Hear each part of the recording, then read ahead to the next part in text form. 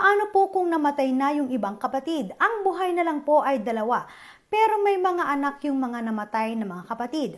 Ano po ang pwedeng gawin? Okay, unang-unang dapat nyong gawin ay huwag i-etsapuera ang mga anak ng inyong namatay na kapatid.